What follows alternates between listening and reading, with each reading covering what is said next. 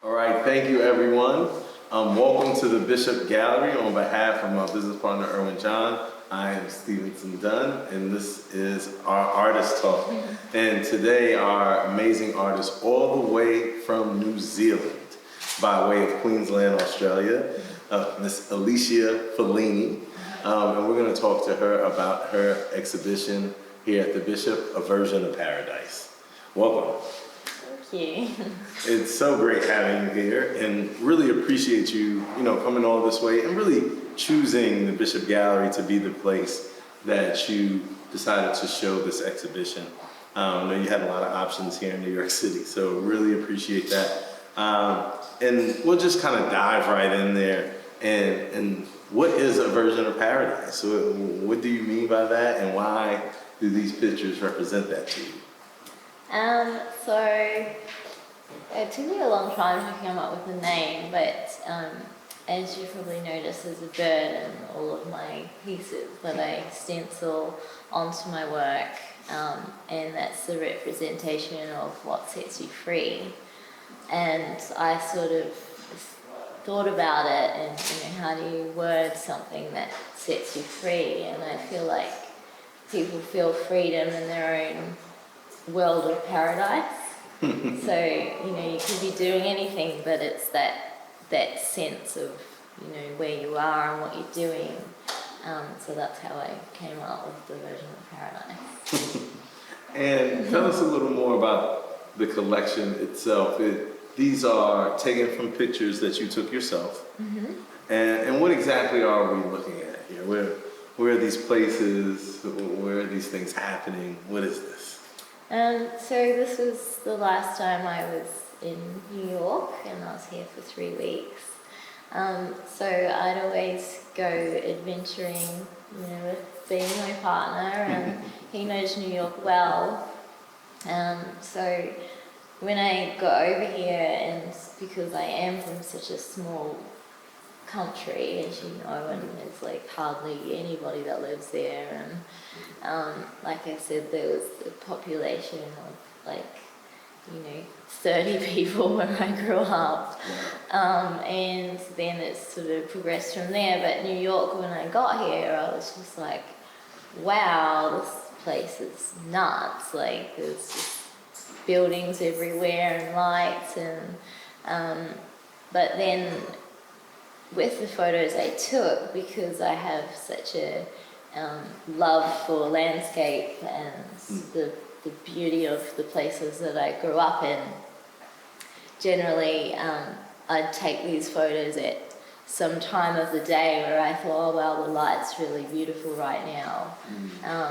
And like the train stations on sundown, and this one over here, I was looking at the sky and wandering around, and all of a sudden I just saw this cool industrial area that kind of, like, the opposites attract to me. It's like the pretty and the gritty, and I just loved it. It was so lived in, and I think they combine kind of really beautifully in a way. And like I said, there's so much charisma lying around New York. You can just see. And then you say New York City, and of course it's the 5 boroughs is New York City, but most of these pictures are in Brooklyn. Yeah. And in particular, the different places where you've lived or kind of congregated while you were here for your time. So many questions right now. So what made you want to depict these particular scenes? Are there anything, because I'm sure you took tons of pictures while you were here, right? So these particular scenes, let's, for example, the namesake piece of the show, A Version of Paradise, right? It's so interesting to me personally because I used to take that train every day. So I know exactly where that is, but what made you're from New Zealand, like why why are you so connected to it? Well, the subway, as you know, freaks me out a little bit. I never know where I'm going when I catch a subway. So I feel like I've got no sense of direction. And so yeah, it kind of blew my mind as well, seeing these trains everywhere that I don't normally see. And my dad really loves trains, so I guess he embedded that in my brain a little bit. And same with B, he loves trains too. But I just imagine that, and it's crazy because when I have talked to a lot of people on the opening night, like they also say, oh, I caught this train every day. And I could imagine that that is a big piece of people's lives. Like, that's why I wanted to paint it, because I know that when I look at a piece of, well, if I look at a picture that I grew up in and it's like my childhood, whether it's a tree you sat under or anything like that, you build a connection with it because it's a memory and it's something that you treasure when you look back on it. So I thought there must be a lot of people out there that would really connect with that scene. So I'm sort of painting it for myself, but I'm doing it for other people as well, because it's that whole message, you know, what sets you free, and I kind of want people to get lost in my art and remember things when they look at them and think about it. Yeah, no, yeah. it's funny you say that, because that's exactly what it was for me personally, taking the J train or the M train into the city over the bridge. Marcy's the last stop in Brooklyn. Yeah. Or first stop in Brooklyn, depending on which way you're going. Yeah. Very nostalgic. Just in terms of color, your work is so vibrant. Tell us a little bit about, you know, how you kind of arrive at these unique and interesting color schemes. Sometimes that's a surprise to me too. Like, I have the photo and then I start painting and then I just get immersed in my own, like, leashy land, I call it. And I put tunes on and I just, like, you know, tune out for a while and start painting. And sometimes I just arrive on a color and I look at it and I think, oh, I just really want to blow this out a little bit more, and I just feel like otherwise it's just another picture of something, because that's the beauty of being able to paint. You can create a world of however you want it to look. So I like that slightly animated feel, like I want them to look real so you get that connection, but I also I want to have a style and for something to kind of grab you and draw you in at the same time. And I feel like when you know, really brighten colours up, it kind of makes you feel happy, you know. Definitely. So yeah, that's how they come along. But I mean, I guess, you know, like I said, it's a surprise to me. Sometimes I start going and I'm like, oh my gosh, this is crazy, but I love it, you know. And so something that I found very surprising is that your work looks so clean, but then when you were telling me about how you actually paint, it's very unorthodox. It's like almost extremely unorthodox. So tell us about some of the ways that you paint and some of the tools and materials that you use in painting your work. And maybe give us, if you don't mind, some insight into, you know, kind of how you create these textures and blends and all of that with your funky materials. Okay, so I probably use, in the paintings, it was about 5% brushwork to get it nice and smooth. But I also have a lot of old business cards that one of my clients gave me. So I would cut them up in all different sizes to get the clean lines.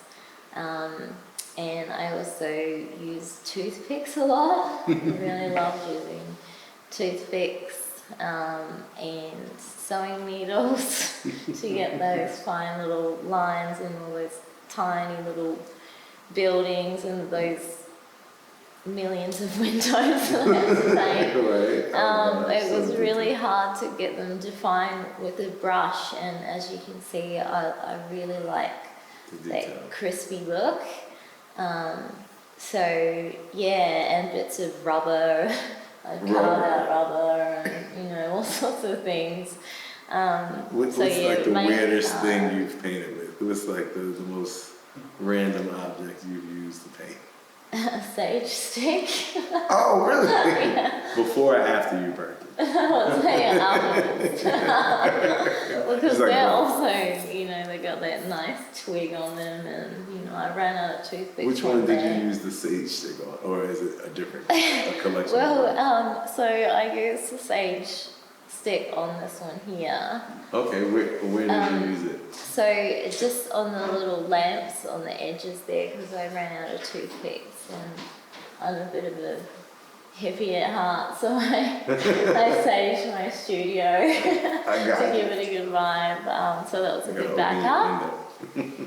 And I actually, busted out the sage stick technique the other night to show my friends. So it's an ongoing thing now. That's really cool. And that's where you get those texture on the end of those lamps. Yes. It's from the sage stick. Yeah. It reminds me of like the paint peeling off of them. Yeah. And you'll have like these patches of like metal and paint. Yeah, yeah. And I'm like to capture that nuance, it's like you took this train. Yeah.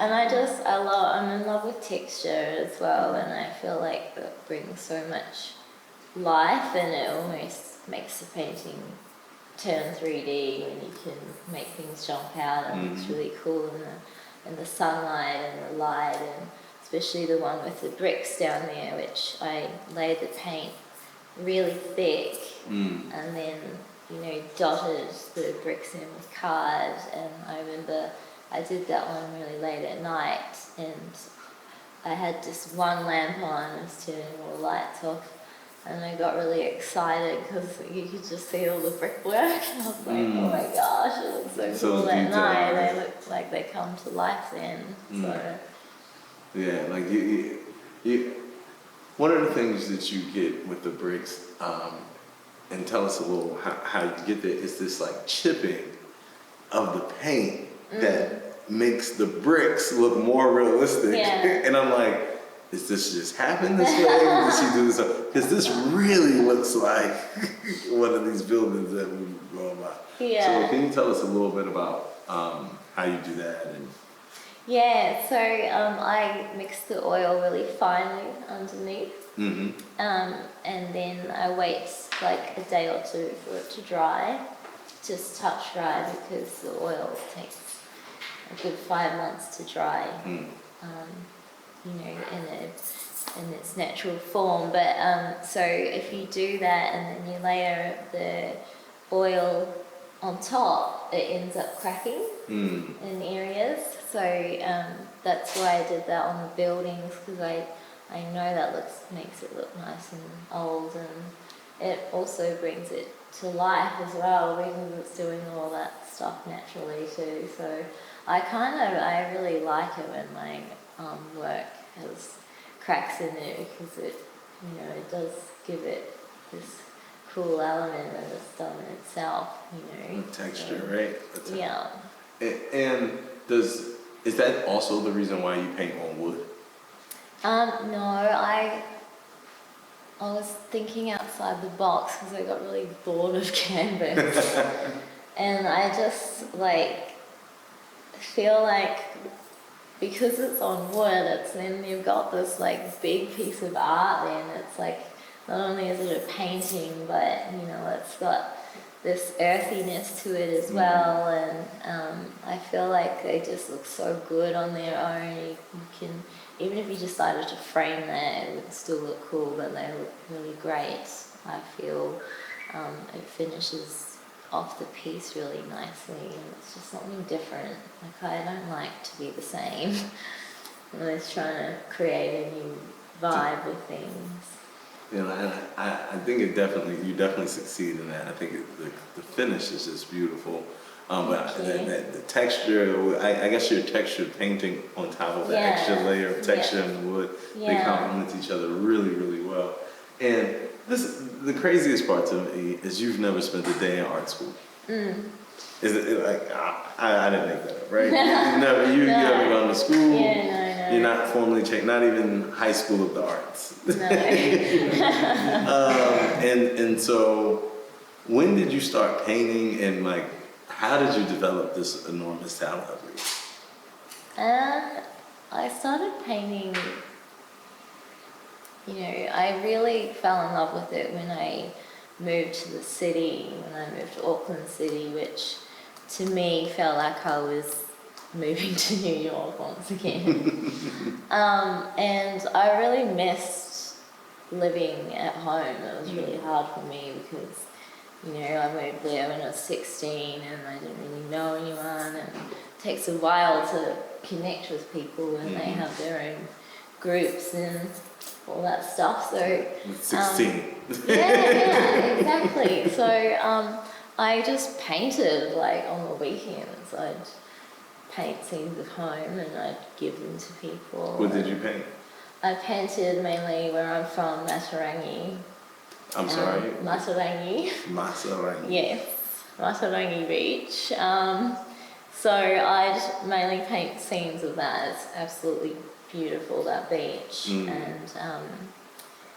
And I would, you know, my parents have this gallery of these old pieces of art because I'd, you know, give them heaps of pieces, and a lot of people really love them.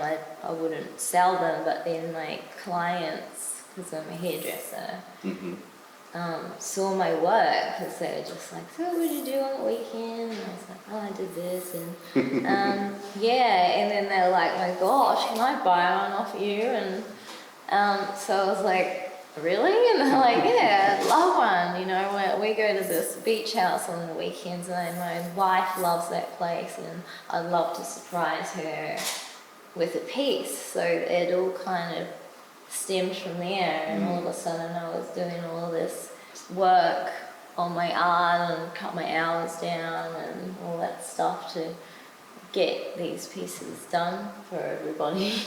So it worked out well. And then, you know, and then I moved across to Australia, and then eventually started doing it again. So. And you're still a stylist in Australia as well, right? Yeah. And so, do you find yourself doing more painting than styling, or is it 50? I'd say 50-50. Nice. But to get this body of work done, because, you know, you still got to make the money when you're preparing for an exhibition. So I don't think I've worked so hard in my life to get all of this stuff done. How long did it take?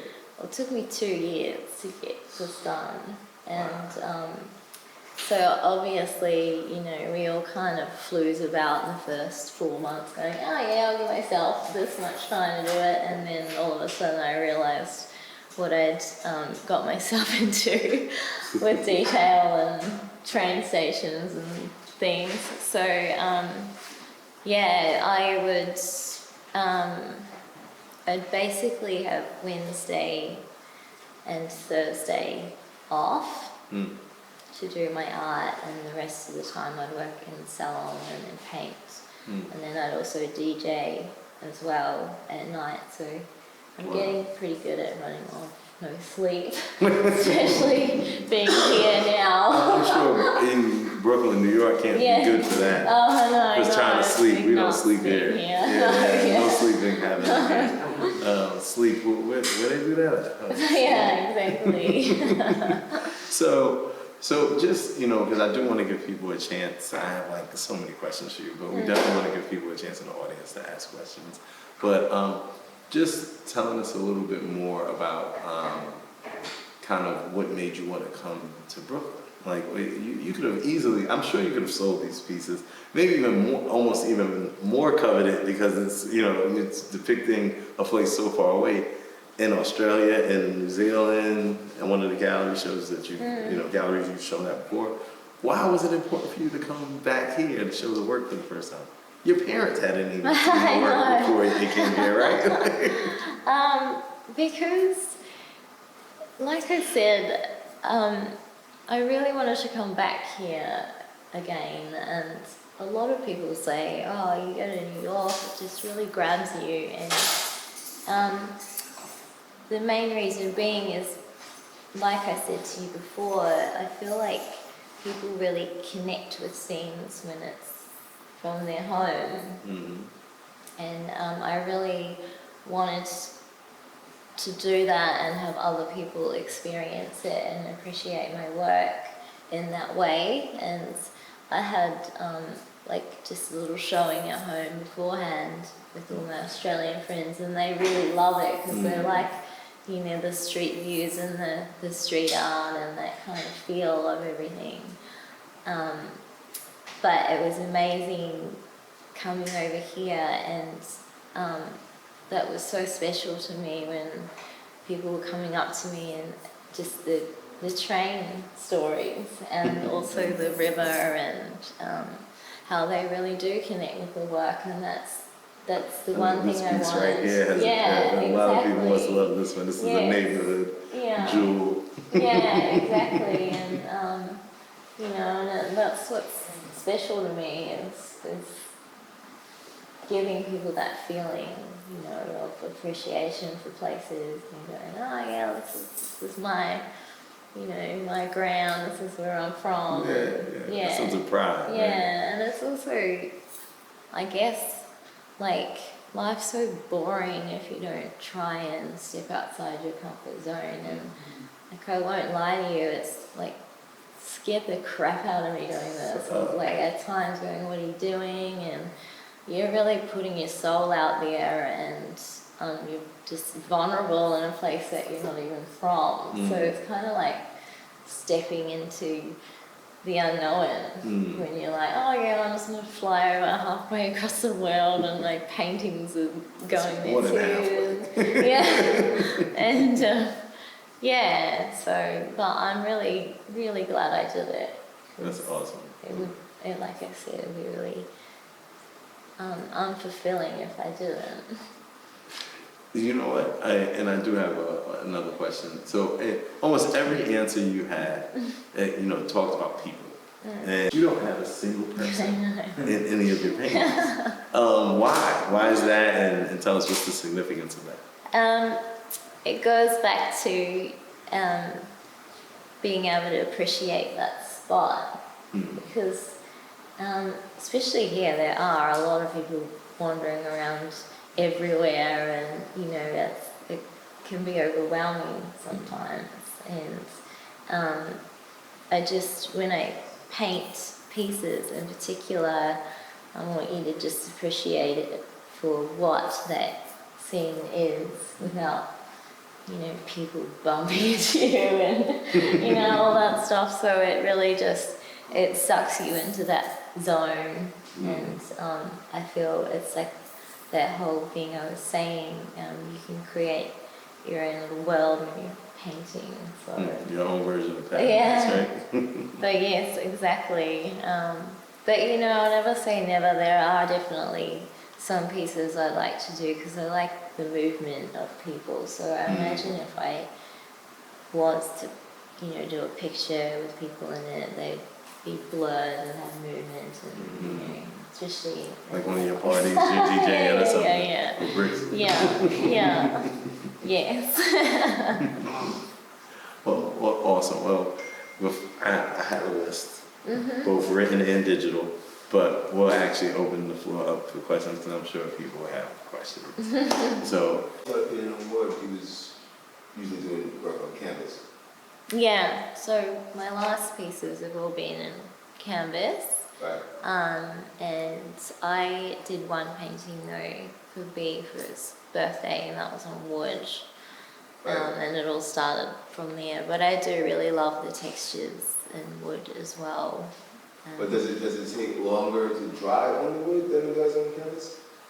Not really, because the wood can suck the Absorb. oil in. Right. So you have to be really careful in doing that, because what I've used is ply, so I had to set it properly, make sure it is treated, Right. make sure I prime the area properly so it doesn't start buckling.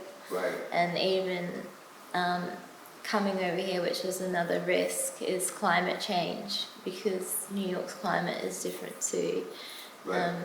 Australia. So I had to be very wary of that. Right. Because they could have busted apart if I didn't frame them. And yeah. But I thought it was really, for me, the wood is important, and I was like, I've got to do this. There's got to be a way, and keeping it light as well. That was really hard too. Don't want this big heavy thing on your wall either. So. And also now, since you did a piece on that truck, are you considered a street artist there? No, of course not. I'm no street artist. Any other questions?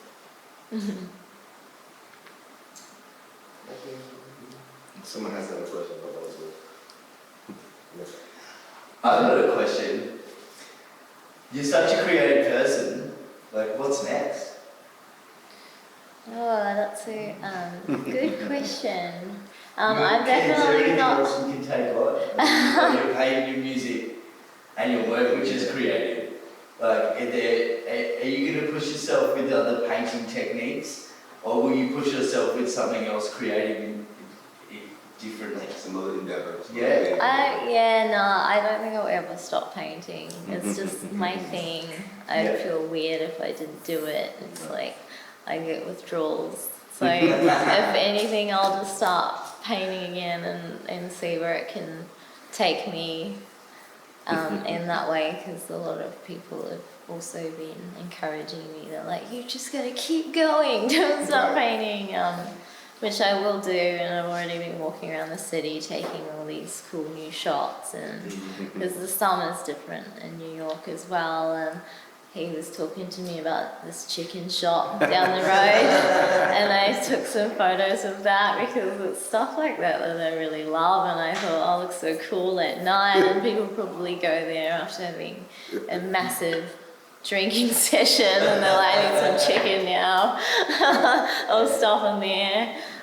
So yeah, I'd love to do some, maybe some more night scenes, and get talking to people, and find all these other little, places that people love. So, yeah. Gentlemen, right? Do you think you're going to stick with landscapes, or will you divulge into maybe doing some portraits, or no plans to draw any painting people yet? People have asked me a lot if I can do portraits, and I can give it a go, but I don't know.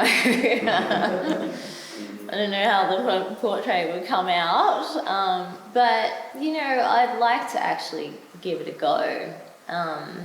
But always probably landscape, sky, that's my thing. Whether or not I kind of start loosening up areas, because I like to animate my pieces slightly, so whether I start animating them a little more, I've been thinking, but I'm definitely going to have a play around. And where do you paint? Do you paint you separate your living and the studio space, or you get a home studio space? Yeah, so I've got downstairs, I've got a garage, so set up the garage down there, which is really cool. Yeah, so all I need is All your cut up business cards yeah, and my paintings. business cards. Two things to sage. Toothpicks and sage. Yeah, and You sound like you have a very interesting studio setup. yeah. Studio process. Yeah, it's my Any other space. questions? Yeah, so what about the music that you listen to when you're painting? What sort of stuff? So I mainly listen, and that's another reason why I like, Brooklyn is, I love all the hip hop from here. So, yeah, a lot of that, and I love the lyrics. Like sometimes when you feel like you're not allowed to swear on this Yeah, you can. but like sometimes Swearing you is just feel definitely like okay. you're like busting your ass, and you listen to these guys too. I don't and they're even think like that's a doing curse. a task. Not in Brooklyn. It's really like It's an animal. yeah, it's just so good to listen to, and some stuff's so heavy, and people find it really surprising that I listen to that kind of stuff. But for me, it's just like so amazing. Got so much emotion, and like the like production of it, and the samples they use. Because I also love soul and old school rock, and I love a bit of everything. So yeah, that's what I like listening to. Could you tell us a bit more about the birds and how you choose them and what they symbolize? Yes, so bird symbolizes the question, what sets you free? And that kind of came up because that's what my art does for me. It sets me free, and it's actually a really important symbol because there was a period in my life where I was battling a little bit, and I didn't really feel free, and I just felt like I was kind of claustrophobic in my own body, and I needed to have some purpose in my life, and so that's why I started painting, and to me the bird is a symbol of freedom, and so that's how that all came about. And I like that the birds look quite unusual on the piece, and they pop out, but that's exactly what they're meant to do. They're meant for you to look at it and go, what is that random bird doing here? It's funny though, some of them tend to blend in a little more than others, yeah. and some of them, like you said, they'll kind of pop out on you. Like this one, you know, that is the graffiti on the building. That's a very like smooth, like a very kind of slick way to incorporate the bird, or versus, you know, for some reason this bird in Roll the Dice, it almost like feels like it belongs there. Like oh yeah, that bird was flying by when you took this.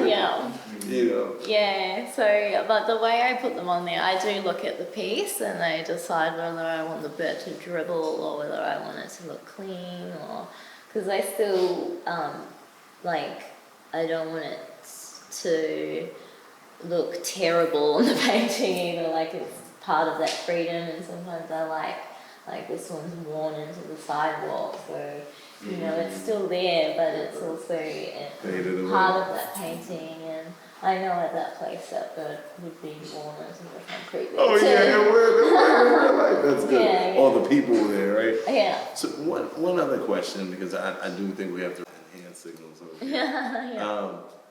You have, if I have this correctly, that is the Twin Towers in that piece. It's not. It's not. What is that supposed to be? That's looking towards Jersey.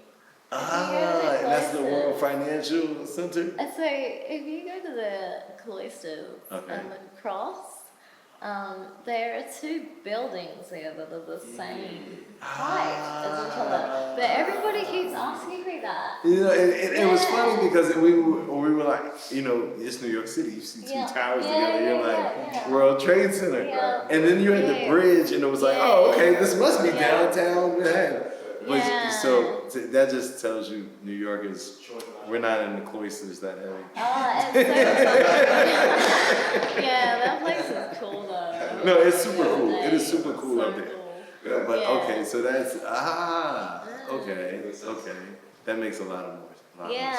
Because I was like, well, I don't think she had been here when they were still alive. Yeah. Okay. Well, listen, everyone, thank you so much for joining us for Art Talk, and you can hear us again on For Real Radio and online on bishoponbedford.com for Art Talk Tuesdays, every Tuesday from 2 to 4. You can catch myself and Alishia Falleni talking about her hit show here in Brooklyn, A Virgin of Paradise. Thank you for joining us.